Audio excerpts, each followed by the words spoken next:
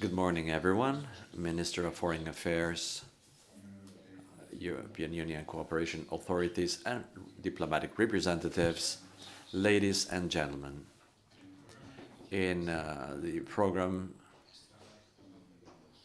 you could see Mr. Javier Solana to interview with a double objective to introduce the topic, but unavoidable conditioning elements made it impossible for you to be here, and my role here is limited to welcoming you all without actually introducing something that does not correspond to my position. So I should say welcome you all to Palau Macaya, UNESCO Center of Social Sciences, in collaboration with the Ministry of Foreign Affairs. But allow me to take 1 minute of your time, not to introduce anything, but rather to manifest the big interest of this work session. We are living a terrible war, a totally unexpected war, unexpected for those of us who do not know much about it. I'm speaking about the Ukraine-Russia war. This war will generate two fundamental consequences. The first one being the topic that we will be covering here, which is in the Indo-Pacific area, will have a huge importance because of a simple reason, because after this, in the future, in the near future, big powers will remain in this market. We have the US and China. The second consequence is that this war is the third civil war in Europe. The first one was the European, the First World War, the Second World War, you know. And this is the Third World War. The first two ones were the second war of the 30 years, was a suicide in Europe. Allow me to say what this is. Well, this is the extra, the topping, sort of speaking. Russia cannot aspire to having a priority role in the world order. And Europe, making a huge effort with sanctions, etc., will determine whether or not this is enough, whether or not it is sufficient. And we will have an ancillary relation with the US unless we recuperate the spirit that generated the European project, other than the federalization that should entail an unitary foreign policy. And well, that's all I had to say. I would like to welcome you all on behalf of the President and of the Foundation, Mr. Isidro Fainé. I wish you a fruitful session, and thank you very much.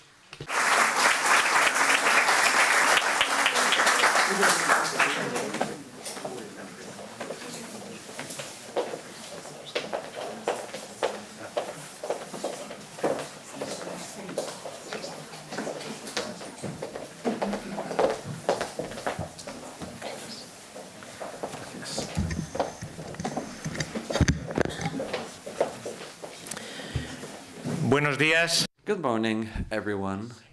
It's always a real pleasure to be here in Barcelona, a city that has offered so much to Spain and to Catalonia.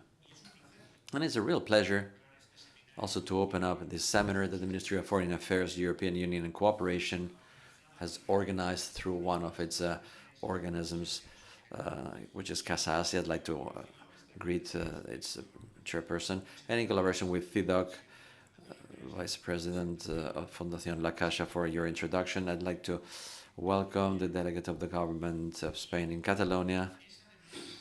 And it is also a pleasure to do so in the headquarters of a foundation,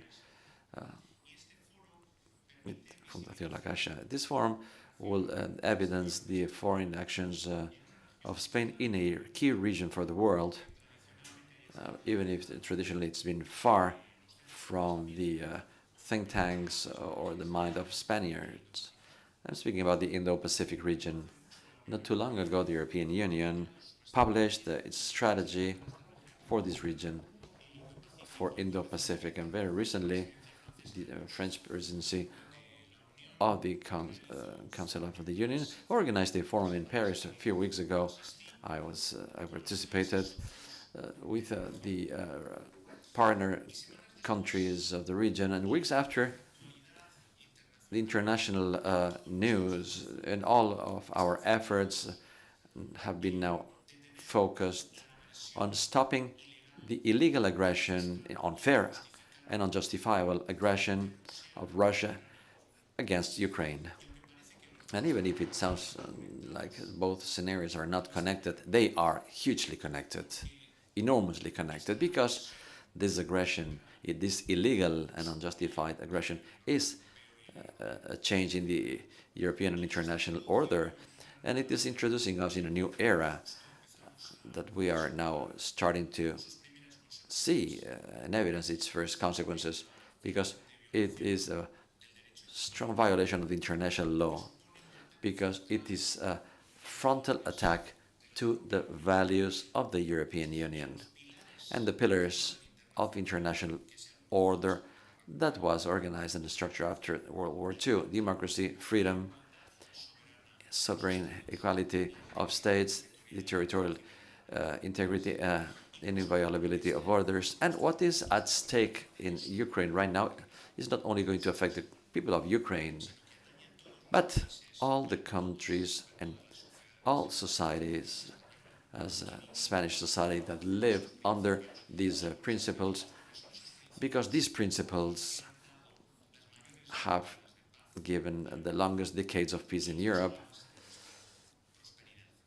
and that are the base of our prosperity. This European crisis is also a crisis of a multilateral order, which can be predicted based on rules. And those that wish to destroy these rules and who would like to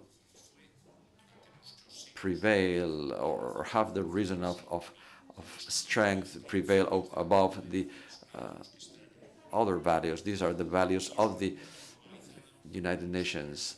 They are at stake. And this affects us all. Globalization has been adding new geopolitical challenges, and those countries that have a global vision of the world have to reposition. And Spain is one of those countries. Spain is one of the few countries in the world with a global vision. Our history, our common language with our Latin American brothers and sisters, won't allow us to conceive our position in the world without a global vision. First, the Mediterranean-focused global actions. Later on, it was the moment of the Atlantic areas that are being added, and now we add the Indo-Pacific with a great strength. And in the 21st century, no international actor or stakeholder can aspire to be a global stakeholder if it is not present in the Indo-Pacific region. The European Union, NATO, are presented as a key stakeholders for the region. And in that context, it's where this seminar takes place. That is also part of a wider consideration made by the government of Spain about what should the voice of Spain be in Indo-Pacific region and what should be the role of the European Union and NATO that we are a member of, and our voice is heard with strength and power in both organizations in that region. The priority that the US and other NATO allies give this scenario has a decisive impact on the approach to Indo-Pacific, what we have in the European Union, and that the NATO is also now considering. And right now, a document is being designed in the European Union, the strategic compass, where particularly we have to reflect what should be the voice of Europe in each region in the world. And in the NATO, we have a strategic concept that will be approved in Spain on the 29th and 30th of June in the summit of the alliance that will take place in Madrid. In that region, the presence of China as a global actor turns Indo-Pacific into an area that is susceptible of new balances that will affect the Euro-Atlantic area. And for those scenarios, the European Union and NATO should be ready for. And in the framework of that adaptation process, both should redefine their priorities with respect to partnerships, because we have to count on reliable partners in that area of the world, because we have to understand what are our goals in that part of the world and what instruments do we need to achieve those goals. We have partners in the region: Japan, South Korea, Australia, New Zealand. With them, we share goals and values and principles. And in that new order that is being designed, that will be a key factor. We share challenges, such as the demographic challenge, the consequences of the climate change, the transition towards a green and sustainable economy, and also safety and security challenges. And in a world where we have a growing geopolitical approach with geo-economy, European Union and Indo-Pacific are also natural partners in commercial terms. Commercial exchanges between the Union and Indo-Pacific are the most intense that exist between two regions in the world. Indo-Pacific region represents the 35% of the global GDP, 30% of world consumption, over 33% of trade, and 23% of the capital flows. It is impossible to be within the global politics without a powerful relation with Indo-Pacific, the Association of Regional Economic Cooperation that started in the month of January, and covers 1/3 of the world population and nearly 30% of the global economic activity. This association will create the second biggest global market of goods, only after that of the European Union, and it will strengthen the economic centrality of China in the production chains and in regional trade. The European Union should and can strengthen its commercial policy that entails the development and prosperity for both regions into its own DNA and identity, and it should be a reflection in all the connections that exist with that region in all spheres. The richness of these relations and the needs of working with this region make our own politics open and inclusive towards each region, open to any country that wishes to collaborate with us. And it is a bet of the Association of Indo-Pacific that we do with respect to ASEAN, that build a regional architecture of safety that contributed and should continue contributing to peace and stability in that region. That's why our partners in the region play a key role in that strategy. Japan is one of the most active countries in the promotion of the centrality of Indo-Pacific in its external relationships, and it welcomed the adoption of our strategy that coincides with the Japanese vision of a free and open Indo-Pacific region, guaranteeing an order that is what Spain and the European Union wants, an international order based on predictable rules. South Korea, that has a similar economic size and a very similar citizen base than Spain, it is our third Asian market. Both Japan and Korea have free trade agreements with the Union, and in both countries it is remarkable to see the interest for shared projects with Spanish companies in third markets like the Middle East or Latin America. In that region, we also have India, whose relations are growing year after year. In the month of May, we had the summit between the European Union and India, and it meant the reopening of the conversation for a free trade corridor, trying to strengthen our commercial relationships. But we have to continue strengthening our political and social relations, because India is a key actor that will play a key role also in the international order, promoting respect to the rules and the international law that currently are being openly attacked. And with respect to China, the European Union designed the year 2019 a vision a vision that speaks about a country that is a partner on the one hand, a competitor on the other, and a rival on the third side. Without forgetting the two last dimensions, in a more inclusive approach, we have space for cooperation when promoting solutions for shared challenges, for elements of common interest. China is not only a source of growing opportunities and growing economic challenges for all of us, but also it is a power with a presence in strategic areas for the European Union and for Spain, such as in the cases of Latin America or Africa. The European Union and China summit on the 1st of April will include an opportunity to continue defending and defining the parameters of a healthy relationship between us and amongst us. China is called to have a very relevant role in the management of the global threats, climate change, public global health, non-proliferation, or international conflicts. A few days ago, I had a conversation with my Chinese colleague, the Minister of Foreign Affairs, to ask him that in this crisis, in this illegal aggression between Russia and Ukraine, China should play the role of big power. The Council of Security of the United Nations is requesting peace in Ukraine. Afghanistan, Myanmar are also crises where China can play a stabilizing role. China, that should be a responsible power in the international community, and that should be a moderating power in favor of peace and stability. But strategy with Indo-Pacific is not limited to what is economic and is not limited to the global management of a crisis.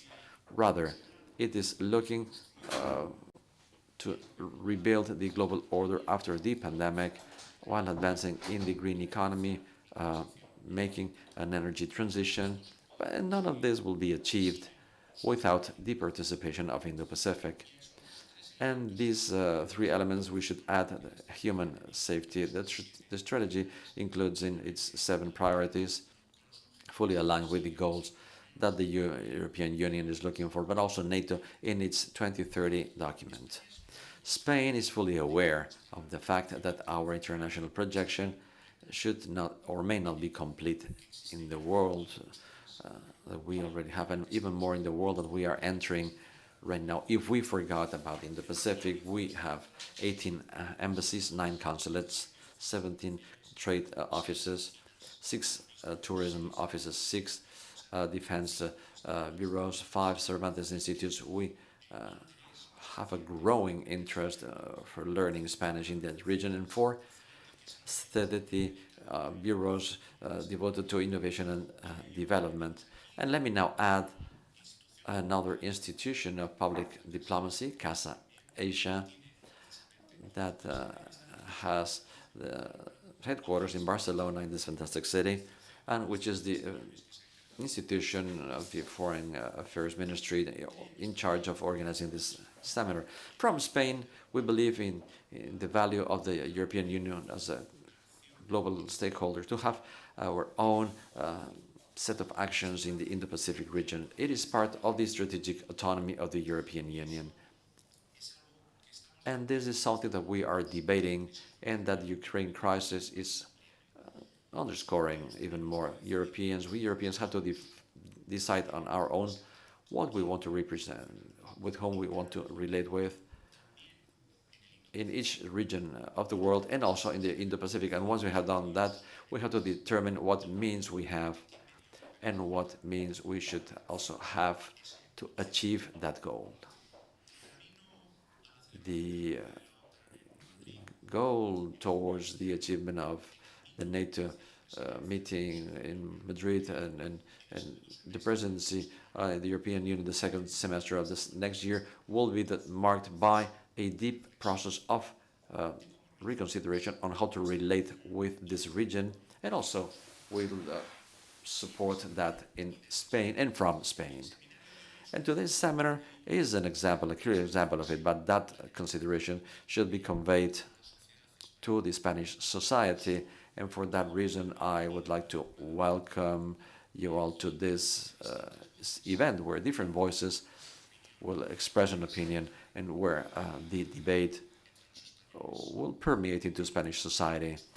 Today, more than ever, Spaniards, with good reason, are concerned and interested to see how to face the global challenges, because global challenges, considering the humanitarian crisis and political crisis, the economic crisis that is being presented by the illegal aggression of Russia, the global challenges reach any point of Europe or the planet Earth, and also Spain. In that war, we have to put an end altogether, but also to have to achieve an economic recuperation, and we have to fight against climate change, because our own survival is at stake, and we are all aware of the fact that we won't be able to do that alone. No country in the planet, not even the most powerful, can do it alone.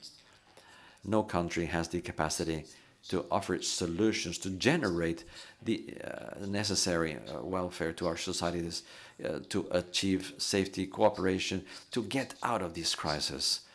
Only unity that we have achieved amongst the different political forces in Spain, the unity that we have achieved amongst the different 27 partners of the European Union, the unity that we Europeans have achieved together with our transatlantic partners, will be the origin of the dialogue that presents solutions. And it's now more important than ever that those that share values and interests, we should understand that unity is a priority. Thank you very much for contributing to this process. Thank you.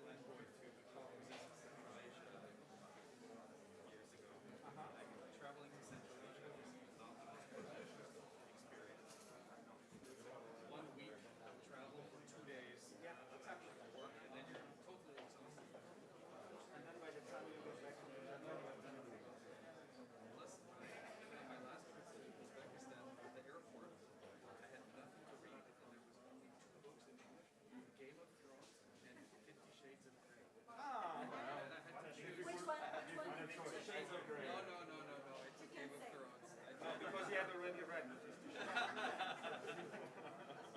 wife got it, and I tried reading the first paragraph. That is one of the worst written books of all time. It's horrible. But the woman is so good. Game of Thrones is actually no, it's 50 Shades of Grey. That's strong. Ya, you can go. No, yo creo que sí, porque para el ritmo que nos hablar. Yes, Game of Thrones is great. because at least like that, by the time you sit in and prepare it. So I'm going to check with Javier. Okay, thank you. Bueno, pues voy a buscar arriba a Javier y está llevando.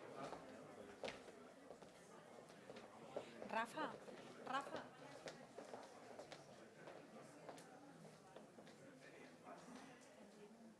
Sí, un par de preguntas.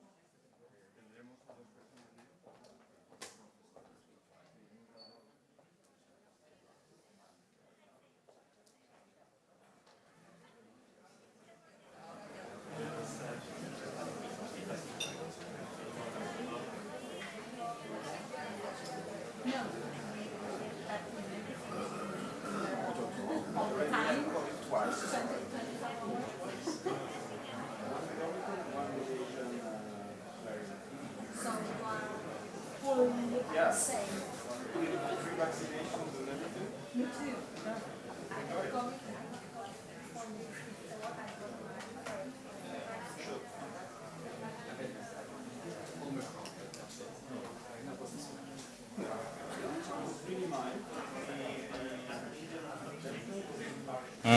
Got on my heart. It was Okay.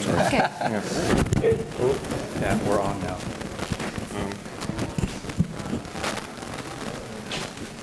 Everyone knows. Yeah, I have a heart.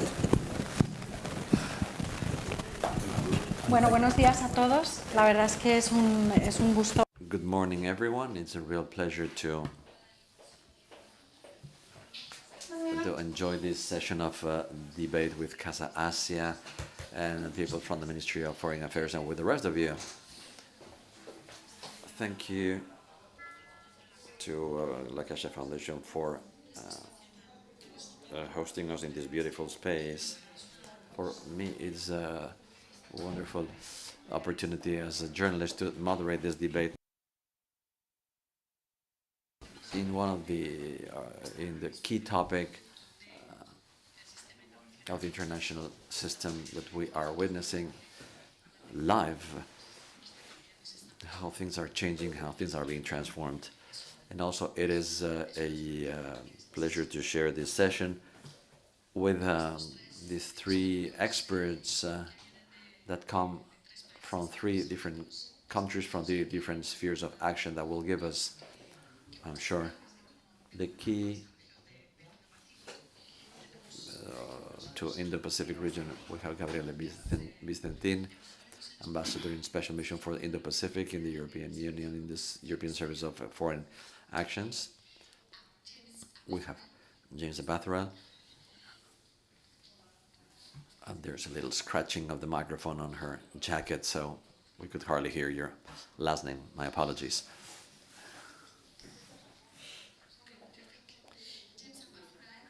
James Appathurai is Sub-Secretary General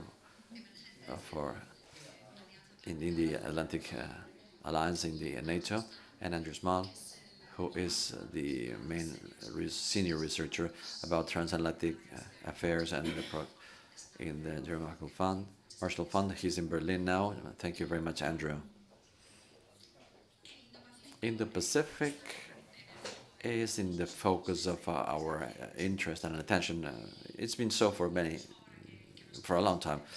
Even if we see the news focused on what we're living in Ukraine, it's an open war in the European territory, in the borders of NATO and the European territory. So from the very first moment, we follow with great attention the reactions all over the world, and reactions also being produced in some Asian countries, starting by China, and also the reaction of Japan, India, Pakistan, Korea,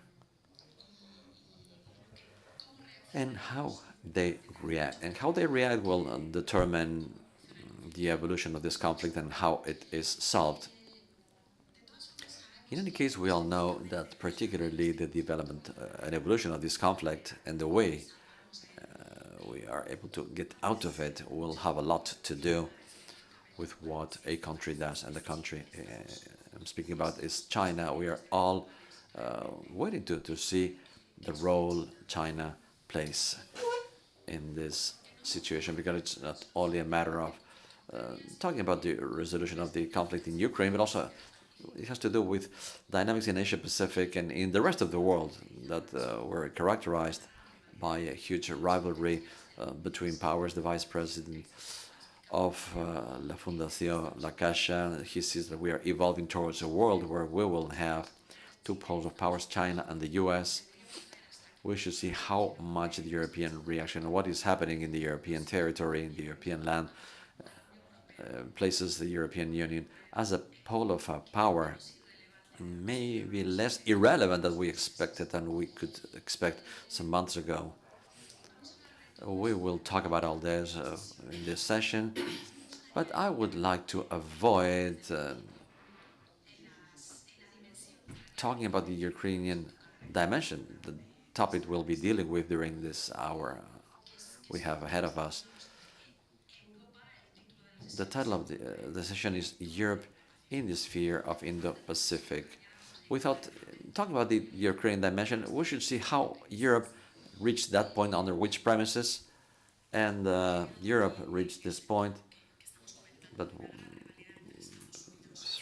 thanks to this big rivalry between the US and other countries like China and the European Union. There was a turn, a change that the US has made towards Asia. This left us in a certain position in Europe. We had to, and we concluded that we Europeans need our own orientation towards the Indo-Pacific region, also reviewing the access of our policies towards the main Asian country, that is China. For the editor of a magazine of international affairs like me, this moment we're living is dangerous and thrilling. We are witnessing the birth of a new order, and for a country like Spain and in an Atlantic country like ours, the emergency of Indo-Pacific has caused an existential crisis, so to speaking, because it led us to question ourselves. What is our role in the world, and also what will be our role in this new world? And in that respect, it is important to see how much Spain understands this role of a world that is turning towards the Pacific. Should it be anchored in the way how the European Union determines its policy towards that region as well? I would like to continue talking. We only have 1 hour ahead of us, and we would leave 10-15 minutes time so that you have the opportunity to talk to the speakers. And I would like to start with Gabriele Visentin, not only because he's the person that I have next to me, but above all because the focus of this seminar is Europe, Spain and Europe in the Indo-Pacific region, and a good starting point. In the second part of our meeting, my goal is that we can connect Indo-Pacific with what is happening right now in Ukraine and with the reactions we are seeing now and through the response of the European Union. Let me take a step back towards February 24th. Gabriele, tell us, what was the context the European Union had towards the Indo-Pacific region, and what were its priorities? Thank you, Javier. Yes, thank you very much, Áurea. Thank you very much, everyone, for listening to me. My apologies, because my Spanish is not good enough in order to talk about complicated things, so I will prefer to switch into English now. Well, before turning on the Indo-Pacific, you mentioned Ukraine, and representative here of the EU, I have to start by once again reiterating the total condemnation against this aggression, which is unjustified, unprovoked. It breaches any kind of international rules-based order, and it's in total breach of the UN Charter as well. So we will continue to reiterate that what is happening has brought war at the borders of the EU. It's totally unacceptable, and the EU's response has been united and strong, and the major aim of us all here is to achieve a ceasefire as soon as possible, and then, of course, to solve the root causes of this. So I had to say this at the forefront, but we also have to consider that what is happening in Ukraine bears lessons and speaks loud everywhere in the world, including the Indo-Pacific. Because our principled action, because the EU's action is principled, is based on what I said, on democracy, on rules of law, on respect of international rules, on respect of the UN Charter. And this does not apply only in East or in Europe, but it applies as well everywhere in the world, including the Indo-Pacific. So what is happening these days bears really important consequences for the whole of the world. And as the EU aims and is a geopolitical power, we have to project ourselves in every theater of the world. So, having said that, on the Indo-Pacific strategy, so Minister Albares said it all, so I will not repeat. He said it very clearly, very exhaustively. I particularly liked, if I may, the line when he said the Indo-Pacific strategy is our, as well, policy, which explains the fact that the Indo-Pacific strategy of the EU is the result of reflection that was started by member states, by some member states, namely the 3 member states which had an Indo-Pacific strategy of their own: France, the Netherlands, and Germany.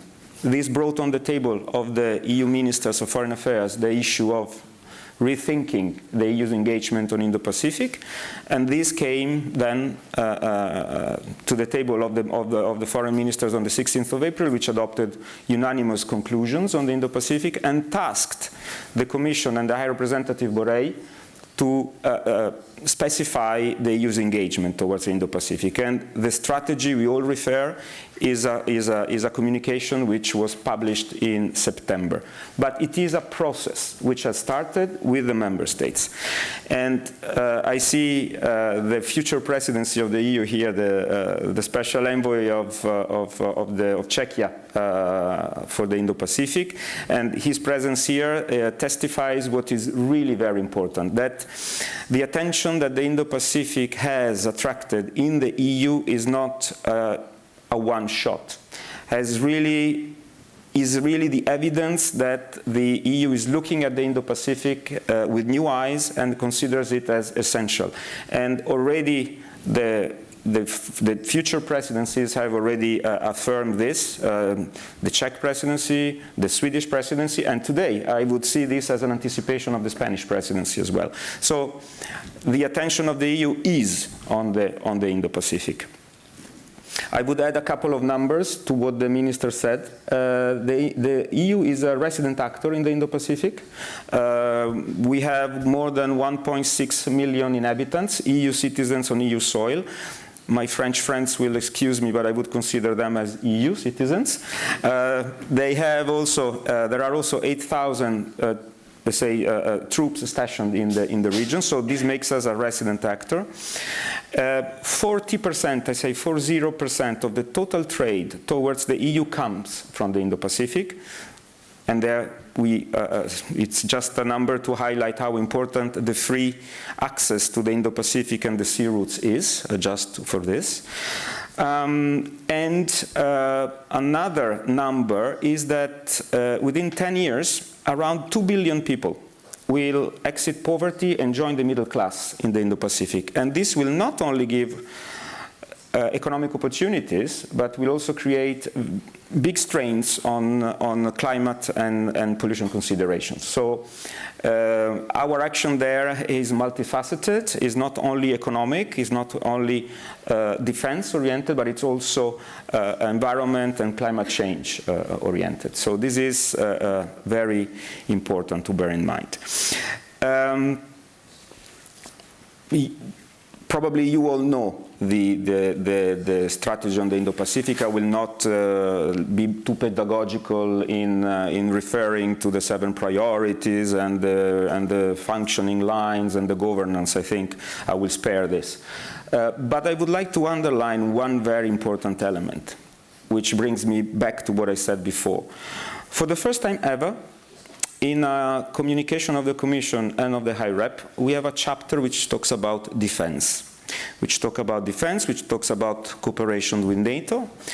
And of course, we also have to be, how can I say, on one side humble, but on another side pragmatic. The EU does not have an army of itself, the EU does not have an air force of itself, and the EU does not have a navy of itself. The EU can do what its member states allow it to do. But in our Indo-Pacific strategy, we have a very important chapter on defense where we highlight the great importance that a greater naval military presence of EU and its member states in the Indo-Pacific will have. So we are thinking about our already present military naval mission, which is called UNAFOR Atalanta, which has already undertaken joint exercises with other navies, like the Japanese Navy, like the Korean navies, like the Indian navies. We will pursue this even more. We have launched a new concept, which is the coordinated maritime presence in the Indian Ocean. It means that any European Union vessel which passes through a region which is considered of strategic importance for the EU can decide to share the data collected with its passing through this region to the EU's military headquarters. So, and this has already been agreed for the Indian Ocean, but it could be, there are discussions that this kind of military share of intelligence could take place as well in the Mediterranean and like in the Black Sea. So, but for the time being, it's just limited to the Indian Ocean. So we will probably, sorry I was a bit long, but we will maybe develop a bit more the various concepts which are at our disposal. But if you allow me, I will just condensate in one line the real philosophy of the engagements of the EU in the Indo-Pacific, which is linked exactly to what we said. And the presence of the defense and the security chapter really gives strength to this. So for us, the thing is to cooperate whenever possible, but to protect whenever necessary. And so this is the final line on the Indo-Pacific. Muchas gracias, Gabriel. Thank you very much, Gabriele. Very interesting, because I think it's very interesting to listen to your approach, because this helps us to understand that the region, such as the European Union, but even each one of the member countries of the European Union, need a strategy towards the Indo-Pacific or a policy towards the Indo-Pacific, even if you don't share the region, even you are not at the border of the Indo-Pacific. The numbers that you have presented of our presence, cooperation, and economic exchange mean that you are also an actor in this region of a great dynamism. So I give the floor now to James. And my question is, within the NATO, besides the obvious and long-term turn of the US towards Asia, in what way the Indo-Pacific has become part of the strategic vision of the NATO? Thank you very much for that question. Let me also thank you for the invitation. I'm sorry my Spanish is non-existent. I think your English is actually better than my English, which is another problem, but I'll do my best. I want to say I just regret that Javier Solana couldn't come because my first job at NATO was to be his speechwriter, so it would have been very nice to see him, and he was very kind when he changed everything that I did, always, so it would have been nice. But you know, it's really great to be here, and also great to be here because I say, and this is not diplomatic nicety, that Spain is playing a real leading role at NATO right now, especially as we look forward to the Madrid summit. We will there outline a new strategic concept. The questions that we're discussing here today will be actively debated, and NATO, I'm quite sure, will put our approach to China and to the region on a new footing, and that will be done here. So it's great to be here and to be having this discussion together.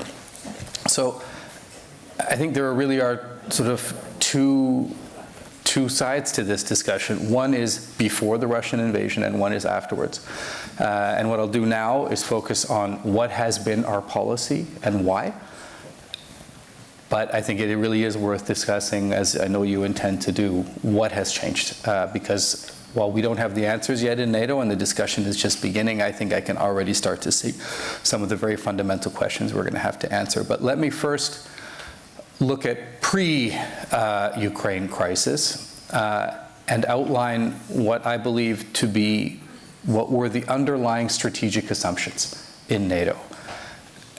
And then we can come to how they've changed. But first, what were the strategic assumptions? Well, until 3 years ago, the basic strategic assumption was NATO shouldn't have an Indo-Pacific policy at all. So there was nothing in any documents. And the clear perception was NATO is a Euro-Atlantic organization, our center of gravity is here, we don't go there, and they're not coming here.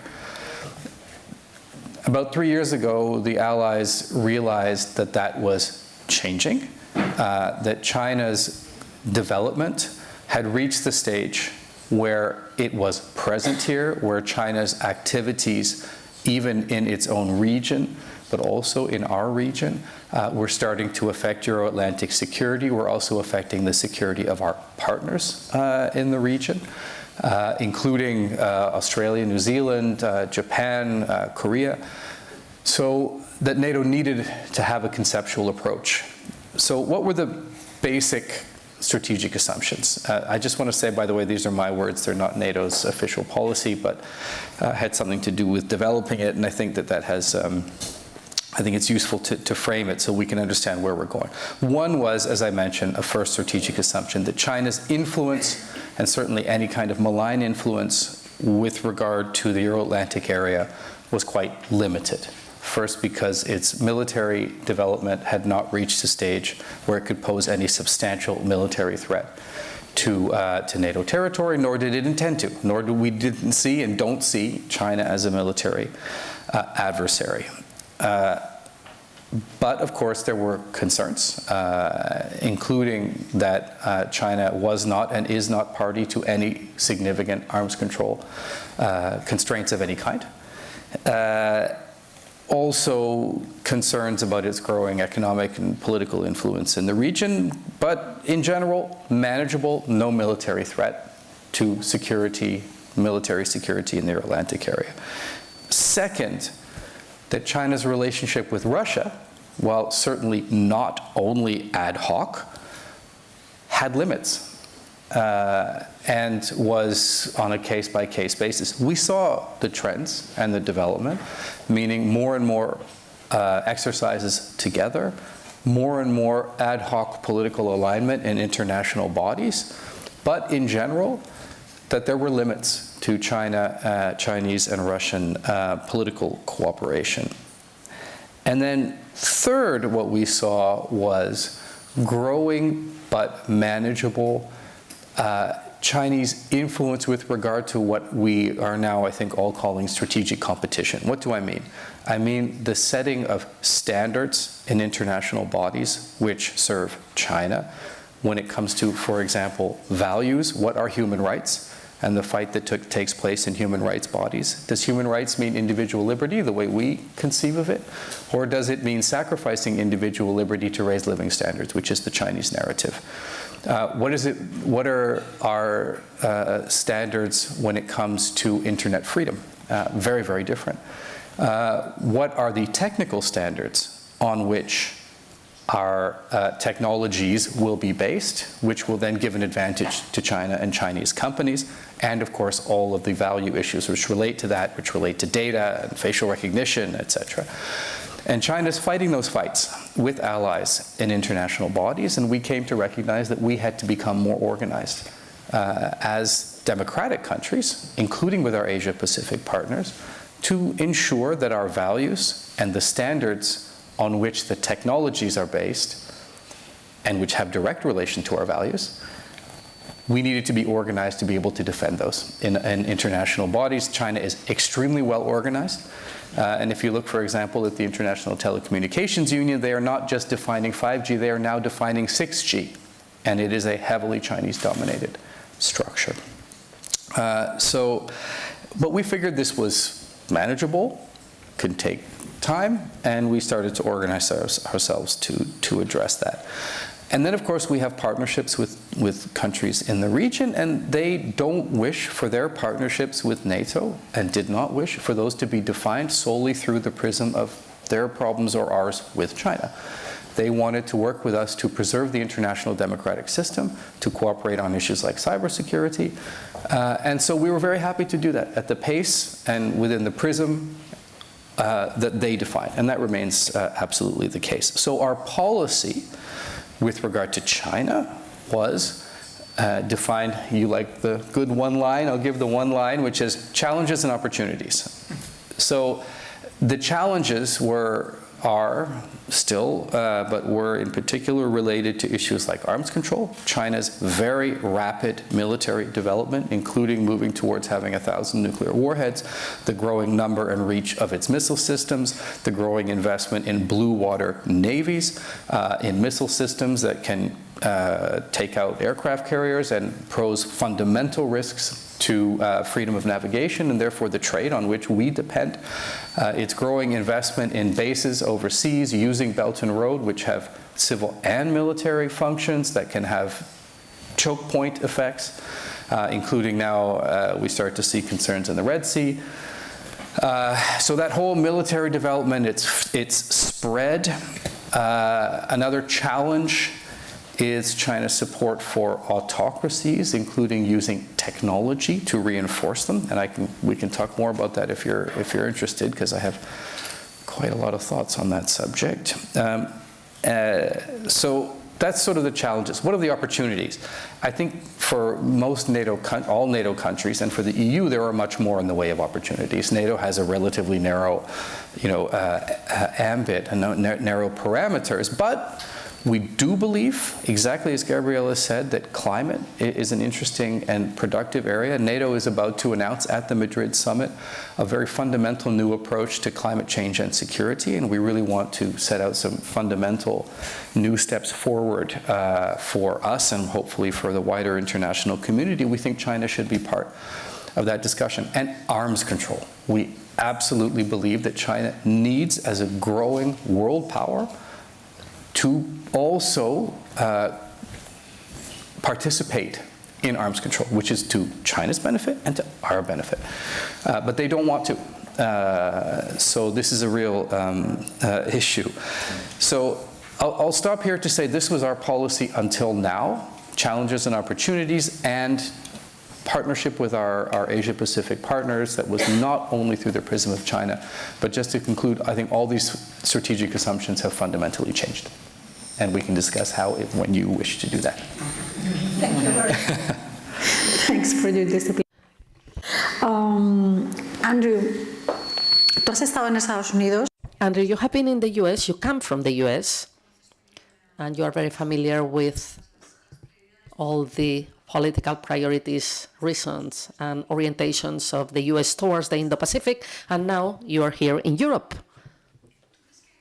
Do you think there is a shared vision between the US and Europe towards the Indo-Pacific, besides the fact that this perspective could change from now on, and we have more common points and perspectives, because here in Europe, we have spent a long time, in fact, during the evaluation of our strategy towards the Indo-Pacific, trying to see how the European Union could have its own policy towards the Indo-Pacific, especially towards China, and not to be dragged in this rivalry between China and the US. What is your opinion about this? Very much, Áurea. I should clarify, I have been in DC the last decade. I'm from some complicated mix of the UK and Ireland, so I still have my European hat on as well for this, but work for a US think tank. Thanks to the Spanish Foreign Ministry, to Casa Asia, to CIDOB for having me here. I've been working on the question of transatlantic cooperation on China and in this region over the last 15 years at GMF. And I think it is worth emphasizing the degree to which there is a huge degree of continuity that there's going to be even with the challenges that we're now dealing with. China is now, for the US, going to be the primary focus in terms of a global competitor, the only really all-fronts competitor that the US is dealing with. This is kind of across the system, non-partisan. There's a reorientation of US grand strategy around that. And the Indo-Pacific is going to be the primary theater of focus as well. I think there's a deep understanding of that in the US, and that this is something that is going to continue and that is already transforming the transatlantic relationship. I mean, China and the Indo-Pacific were for a long time, as I've been working on them, kind of B-grade issues, C-grade issues at best. They're top-tier issues now. This is among the core issues in the transatlantic relationship, and I think notwithstanding everything that's going on at the moment, I think that's going to continue to be the case. And I think we've seen through this last period a real effort on the US side to continue to show that focus is also going to be maintained. The Indo-Pacific strategy itself on the US side was released kind of at the peak of some of the pre-war diplomacy. I think literally just after the National Security Advisor, Jake Sullivan, had put out the warning for American citizens to leave Ukraine. And we've seen the Quad leaders meeting taking place in the middle of this. I think there's still a real concern on the US side to stress the fact that focus on this is not going to be pulled away. In the middle of this, on the US-European side, the strategy that was released at this time was something that had really remarkable consonance with the European strategy and was designed as such very, very intentionally. I mean, this is a US strategy on the Indo-Pacific that came out after a significant level of consultation with the Europeans as well as with partners in Asia, has language and focus that in many ways is intended to mirror that of other partners, and I think is conceived with a view to the partnership dimension being really at the crux of how US Indo-Pacific strategy can succeed. And we can...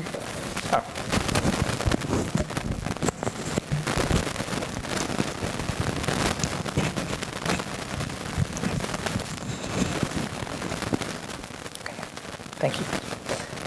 Gabriele and colleagues were in DC late last year, I think December, for consultations with the US on this. And I think we have a fairly clear list of areas, not just at the kind of comparing notes level as it used to be, but really in terms of practical cooperation. And you can go down the list of what these areas amount to, again, in a kind of pre-Ukraine framework, and I think we will come and talk about how this is reconditioned now. But you have areas on maritime security, you have areas on infrastructure and connectivity finance, you have capacity building efforts in the region. There's, I think, quite a long list. And it was always understood, I think, that this was supposed to be, in part, the positive sum areas of cooperation. We can talk about the China dimensions of this, and particularly on the US strategy, it's far more explicit explicit. Often, of course, EU documents reference China without saying the China word,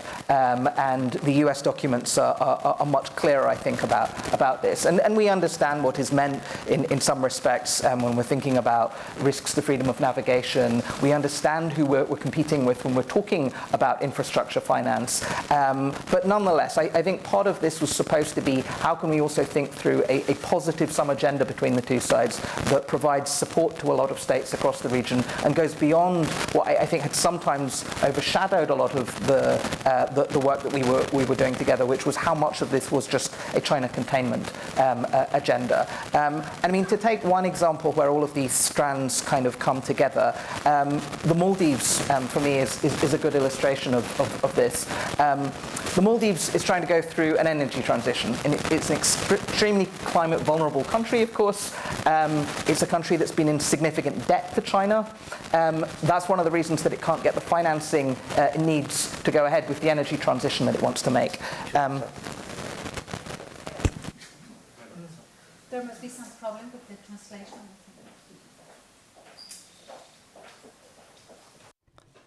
Yes, sorry, but we couldn't hear the speaker well enough because there is a lot of noise coming from his microphone.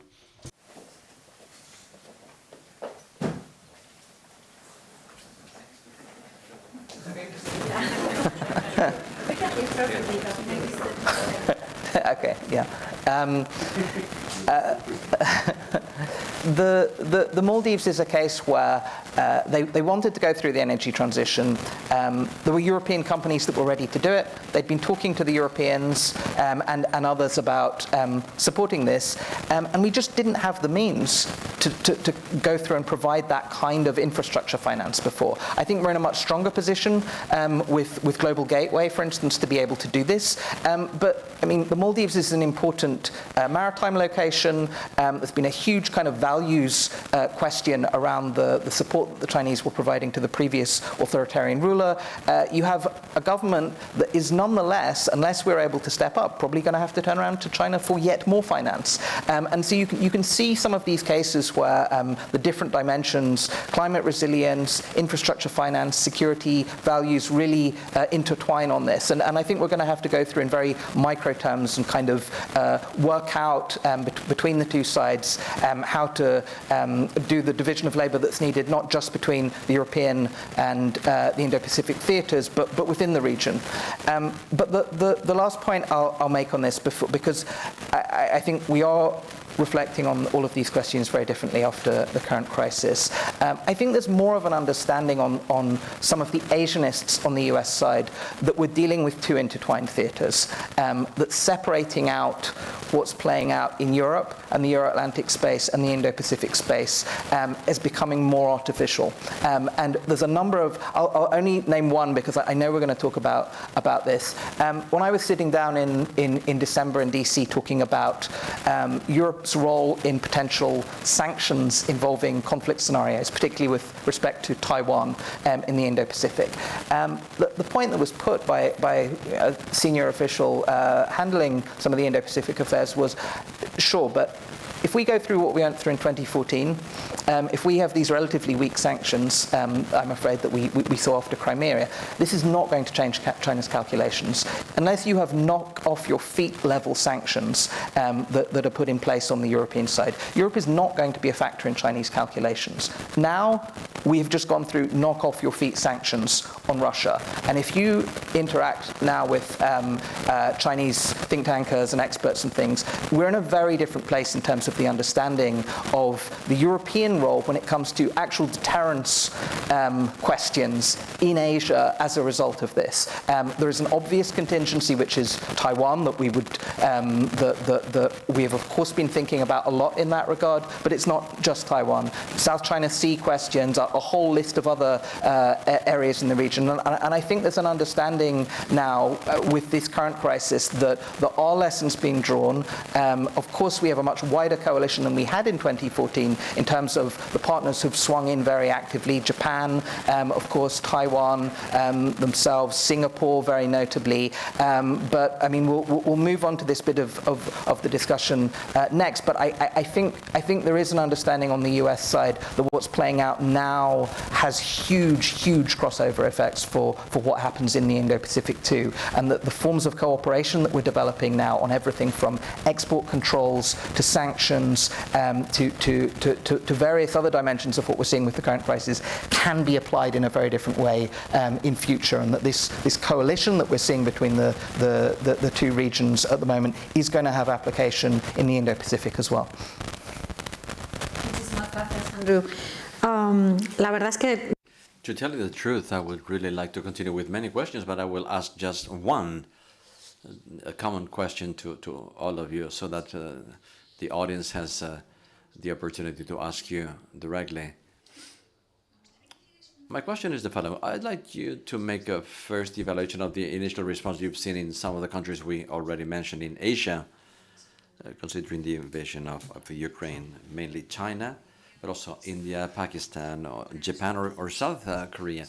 Maybe China, India, and Pakistan are the most interesting, because Japan and South Korea have been clearly aligned after our Western positioning. So beyond evaluating this initial response, the war itself and the response you're seeing in Indo-Pacific, in China, and the main actors, how does it change the American and European Union strategies or NATO strategies towards Indo-Pacific? We're speaking about the fact that these positions are articulated around three main documents: the strategy of the European Union, the NATO strategy, but also the strategic compass. So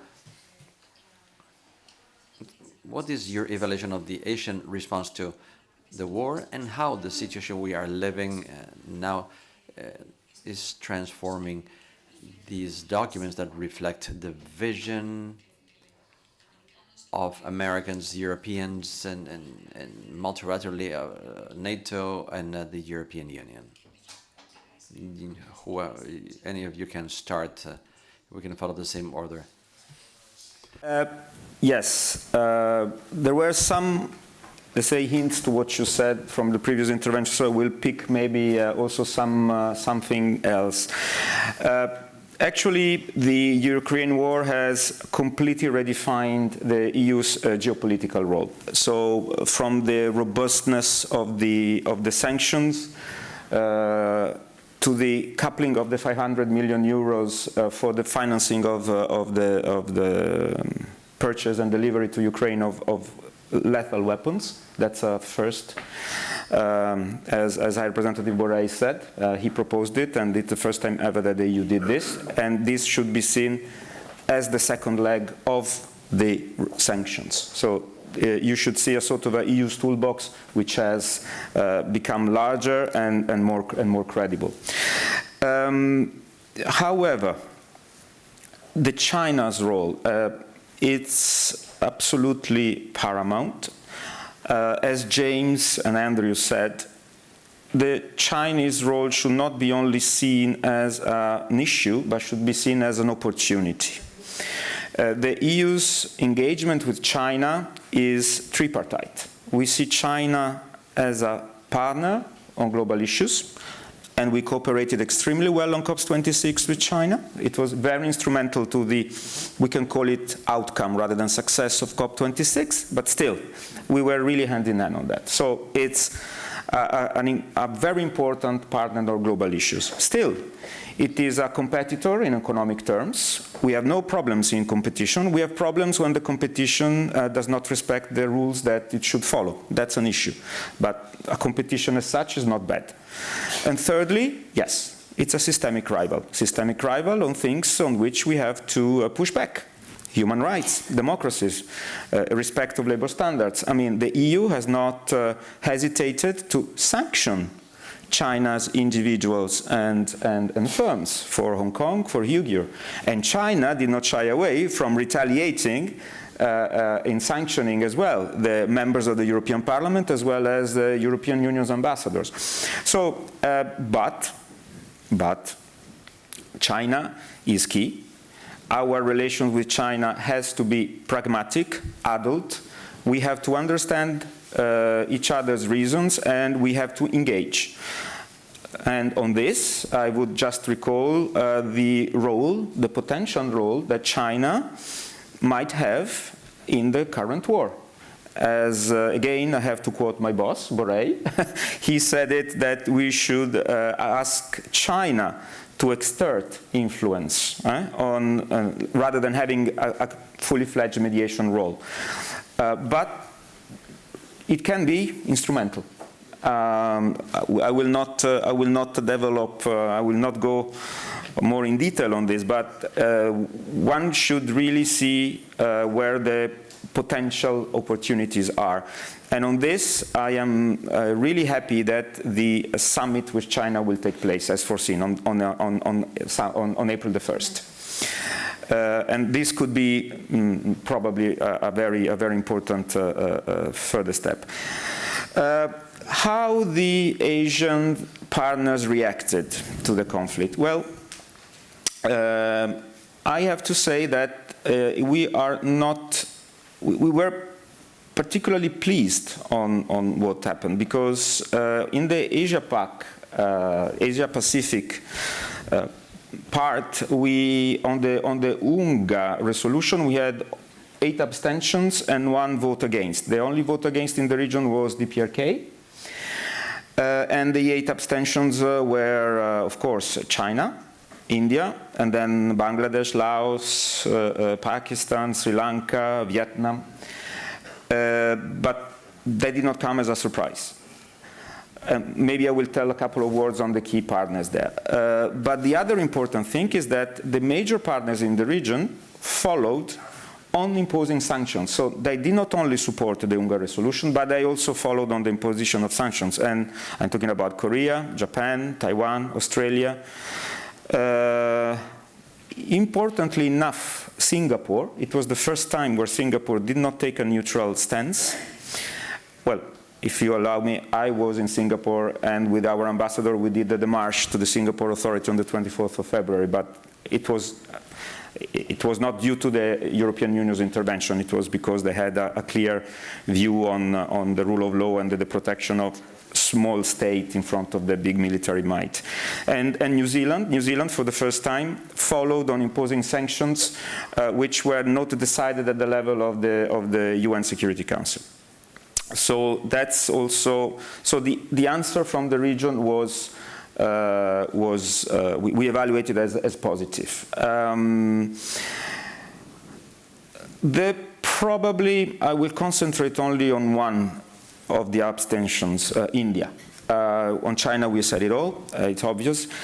The abstention of India did not come as a surprise. It was not welcome, but India's weapon system relies upon 60% about Russian weapons and Russian technology.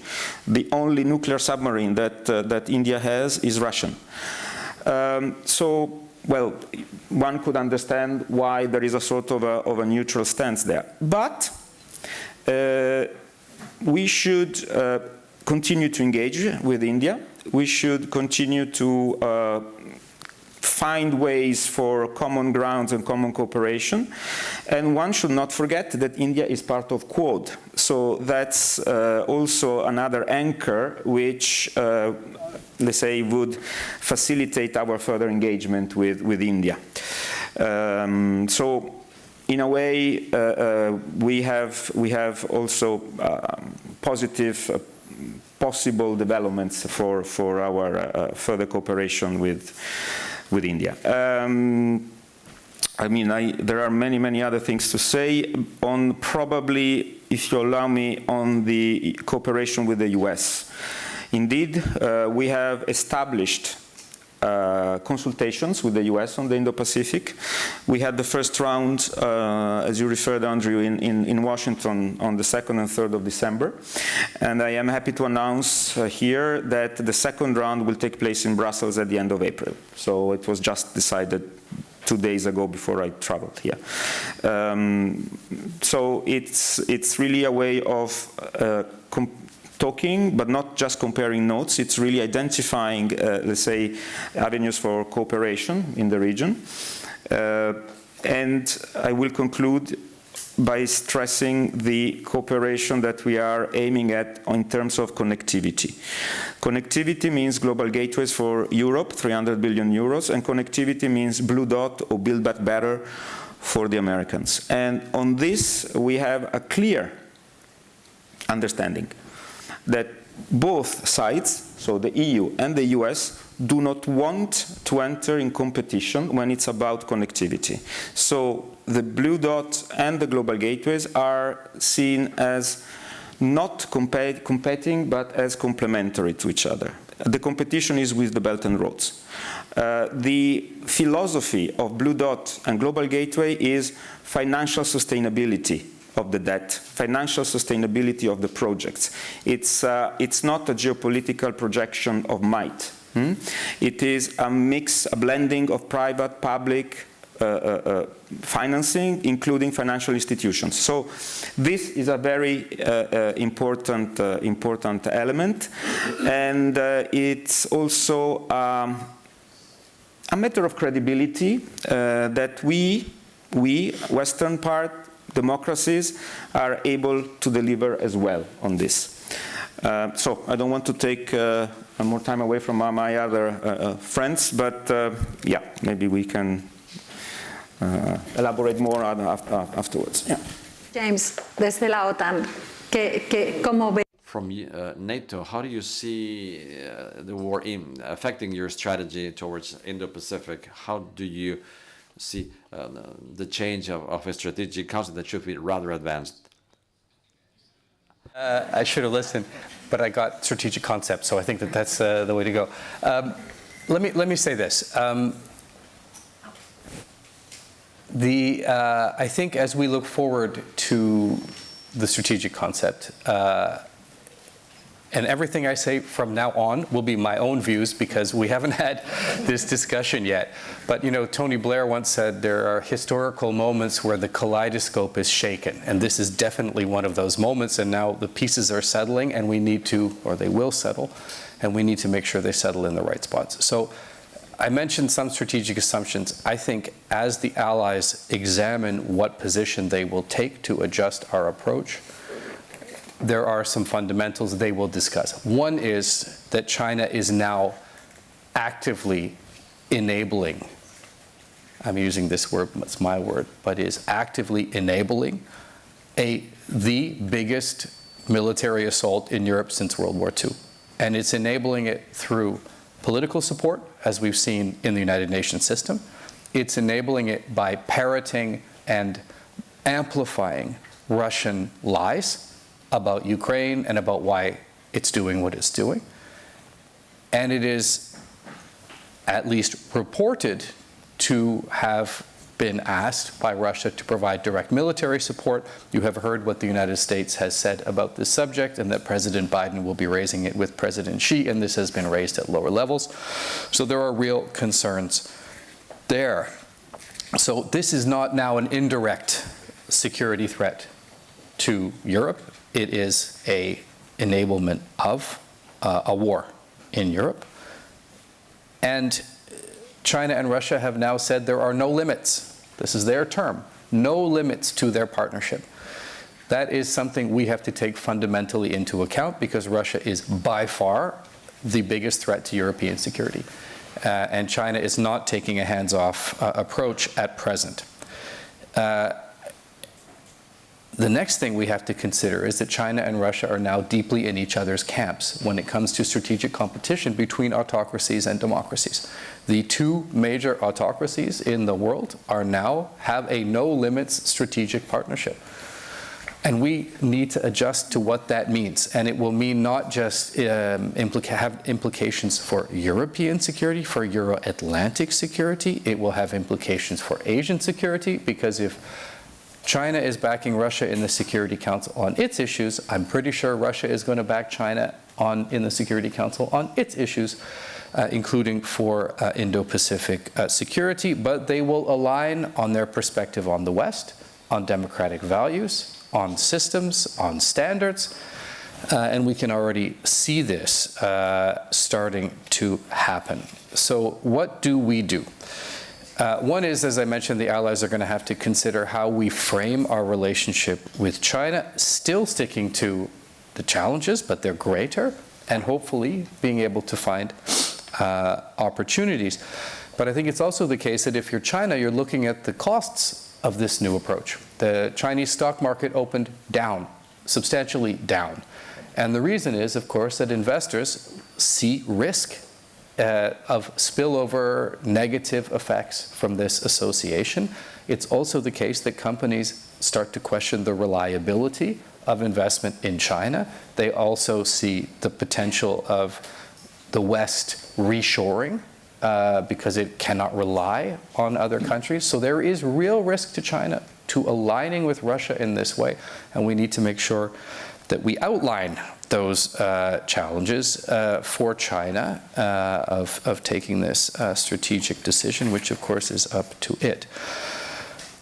We need to deepen from a NATO point of view, our engagement with our Asia-Pacific partners. Strategic competition means we have the democracies of the world, EU, NATO, but not just in the geographic area of the West, but the political democratic community, need to, in my view, stand up, be much more active in defending our values and our security together. And we, NATO, will be very open to deeper engagement with our Asia-Pacific partners in this way. In essence, and I've got lots to say, but like Gabriele, I'll try to be restrained. I'm quite sure that strategic competition will be the defining parameter of our generation, or the next generation, on security grounds, on political grounds, on economic grounds. And we need to make sure that we stand very much closer together. And I can say that NATO and the EU have never been closer together than we are today. And I'm absolutely sure that that's going to continue very much as a result of what's happening in Ukraine. Thank you very much for being so brief. James, Andrew, I'm sorry.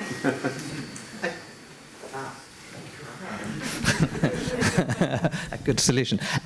I'll just add, I think there are important things to be said about India and the difficult spot it finds itself in, and certainly there are important developments with other partners. But I think the China point is worth accentuating really at the moment and digging in on a little further. I think Gabriele and his boss's effort. I think it makes sense to ask China right now. I think there is value in going to China and suggesting that it might use its influence. I think there's value in trying to clarify what in the joint statement with Russia precisely it meant by supporting the two Russian draft treaties of December, which included a rollback essentially of the entire post-Cold War security order in Europe to before 1970. I think there are useful things to push China on right now about this new threshold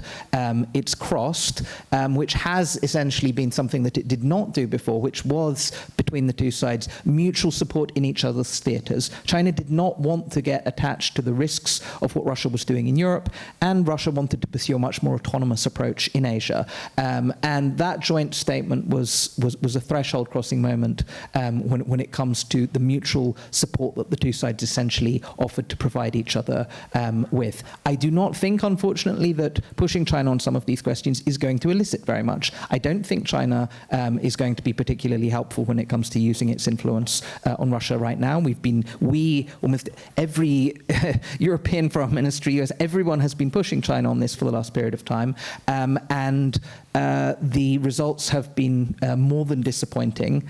I think there is not, with Xi Jinping and Putin, the same kind of willingness that you might see with a North Korea or a Sudan or something like this for China to act as a sort of big brother type influence. They're not willing to condition their support. There's a real ideological choice and strategic choice that Xi Jinping has made, and it will require a lot of backing away to change that. Having said this, it is absolutely clear that this has been, the leaning in that we saw at the beginning of the year has been extremely damaging for China, and they're dealing with the consequences. And it's, in the capital markets, what you're seeing as well is this view from certain companies that you have the risk of zeroing out in China in the same way that you've had zeroing out in Russia. That's already being priced in differently. And this is something that China had really counted on, because it's not just sanctions that they're concerned about when they're seeing what's going on with Russia. They're seeing the flood of firms writing off double-digit billions of dollars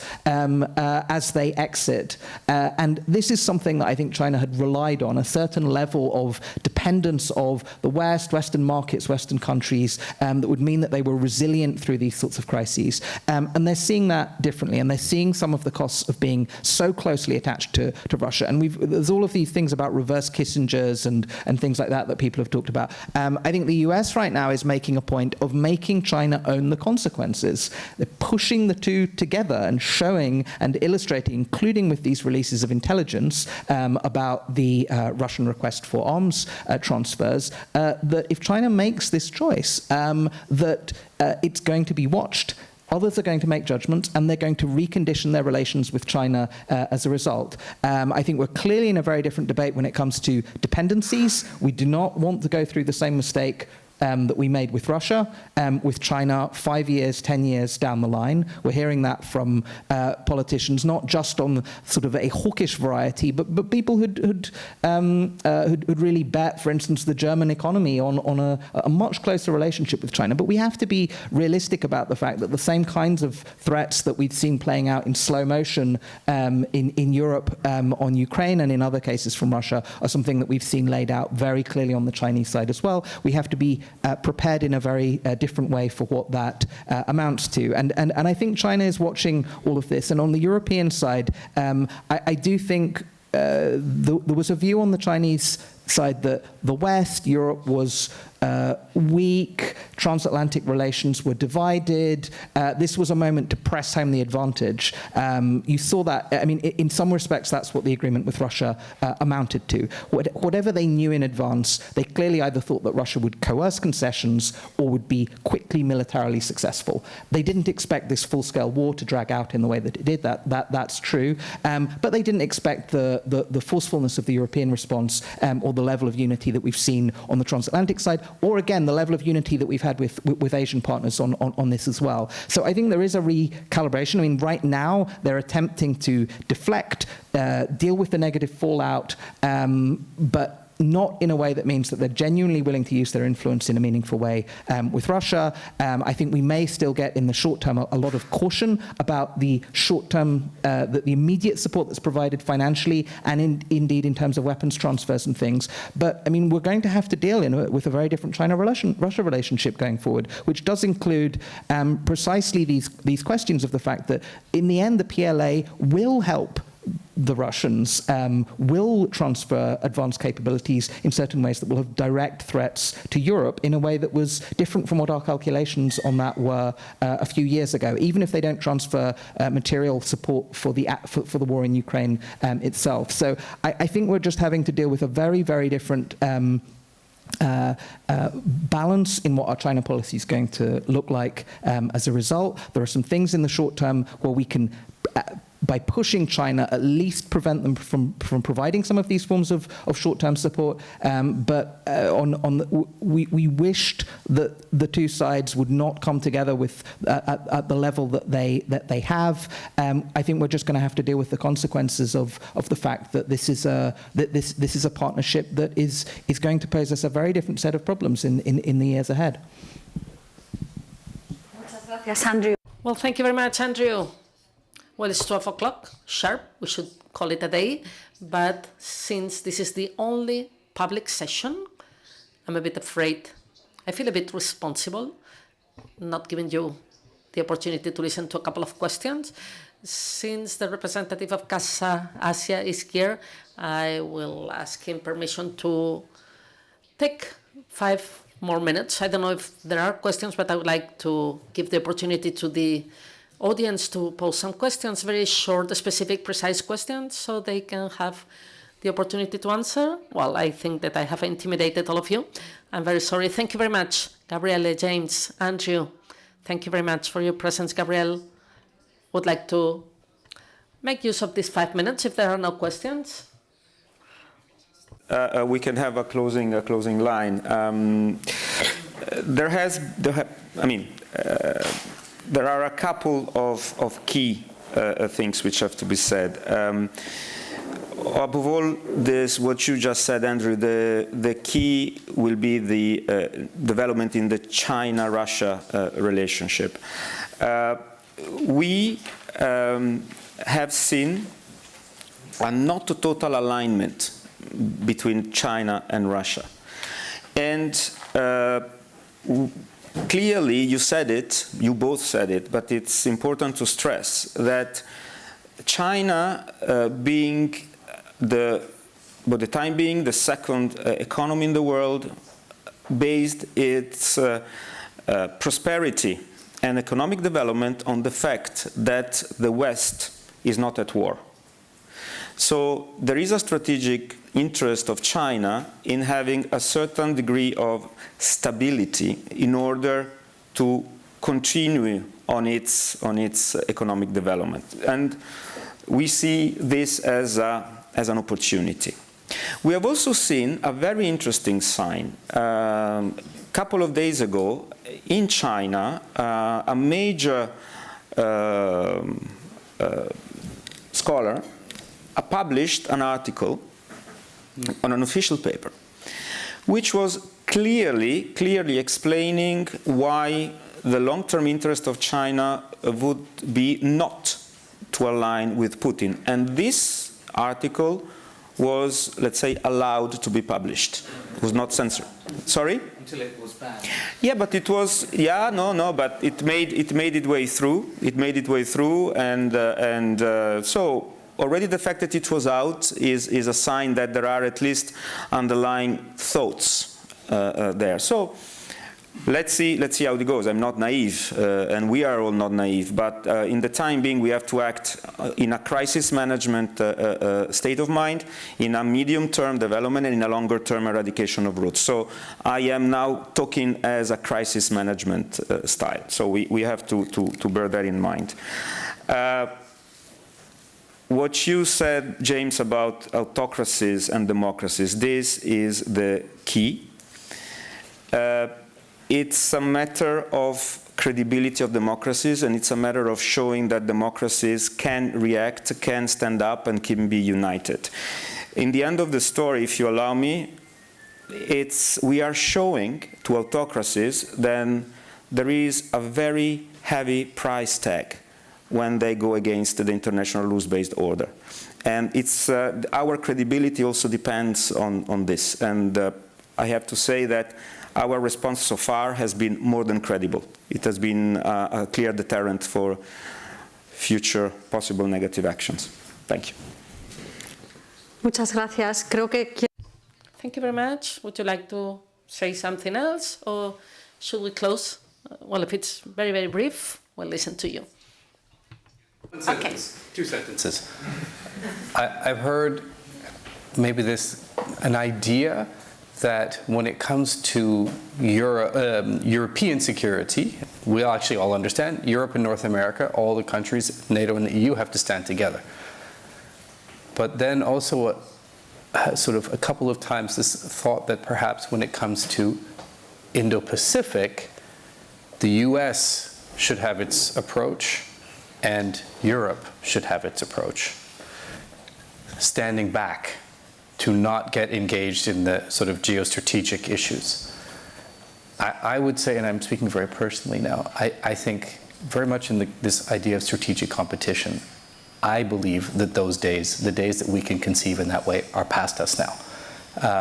I don't believe that we can leave all of Indo-Pacific security to the Americans. I don't think it's fair to them. I think it's too much for them. As we also ask them to provide security here in Europe. I speak for my own country as well. I don't speak for my country, but I would say I think we all need to recognize that strategic competition plays out not just in Europe, it plays out in America, and the democratic team needs to play together everywhere, and that includes there. Thank you. Andrew, creo que tengo que ser justa. Andrew, I have to be fair and give you the floor also and give you the opportunity to make a final remark. Two sentences. One, there are people in the Chinese system who are very uncomfortable with what's going on. The question is, what does Xi Jinping think, unfortunately, right now? And that's a different place. He's in a different place from what a lot of people on the Chinese foreign policy side are at, and we're still having to deal with that fundamental problem. And I think there's even a little bit of pressure on him on this, and that's a topic for another day.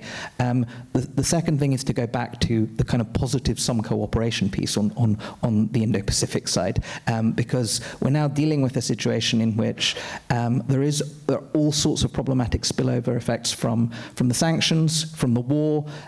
China, frankly, is running around right now already laying the groundwork to be able to say, the West is self-absorbed, the West is going to turn in on itself, and you're going to have to deal with the negative spillover effects. We need to find a way around this. We need to be out now on the economic side, on providing forms of support, on doing the coalition that was put together at UNGA and things was great, but there are real fragilities across the developing world right now, and certainly across the Indo-Pacific, and we do risk leaving the door open for some of these things to unravel if we're not also out dealing with some of the immediate negative spillover. And that does mean Global Gateway, it means development aid, it means a whole series of the other things that we plan to do anyway, but I think that we need to, in different ways, accelerate in ways that do help us in other ways, including on questions of rebalancing away from China dependencies and things like that. So I think we need to make sure that we do come back to that positive sum agenda and make sure that we're able to lay that out for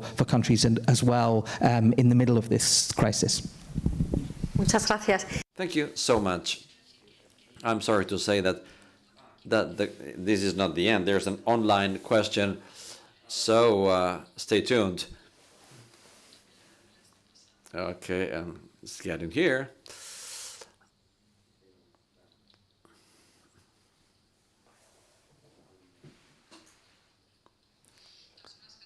Well, I'd like to thank you all for these interventions. I didn't say at the beginning of the session that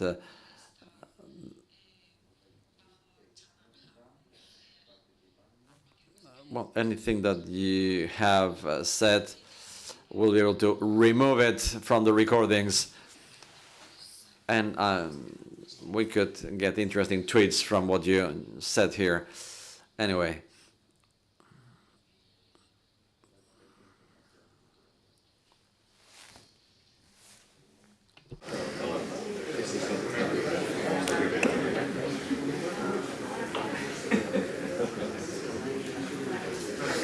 Perdonad, My apologies, because the question is not arriving. No.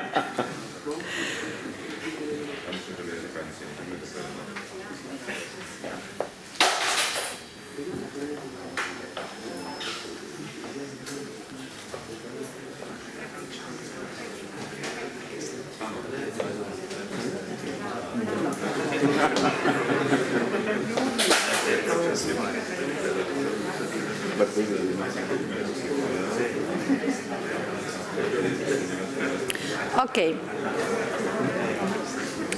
Ya tenemos la pregunta. We have the question here, and I must say that I don't know if I quite understand it, but I'm fortunate to have you here and the interpreters. What does it mean that Japan is becoming aligned? Isn't it participating in non-proliferation agreements? If in 10 years they have an atomic bomb, will they still be our partners or not? Well, I'm surprised to receive that question. Any reactions?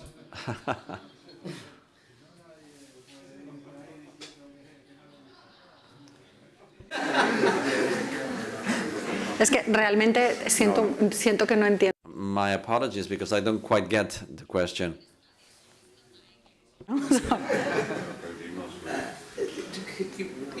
Okay. ¿Qué quiere decir? What does it mean that Japan is becoming aligned? Isn't Japan participating in non-proliferation agreements? If in 10 years' time they get an atomic bomb, will they still participate with no changes? Javier, I don't know. I think we should stop here. I'm sure there is a misunderstanding in this. Japan will continue to be aligned in important ways with the EU, with whom we have one of the highest quality trade agreements, defense cooperation with key member states, a critical US ally, and if you look at the public and political opinion in Japan, I would also confidently predict, given the deep commitments that Japan has made to this, that they will not be an atomic weapons power in 10 years either. But yes, I mean, my understanding is Japan will continue to be one of the closest values-based economic, military and political partners for both Europe and the United States. Sí, la verdad es que sonaba como la anticipación. It sounded like the anticipation of the next big international crisis. Thank you all for your patience, for not having asked any more questions and having listened to our experts. And now we'll continue with the rest of the sessions. Thank you.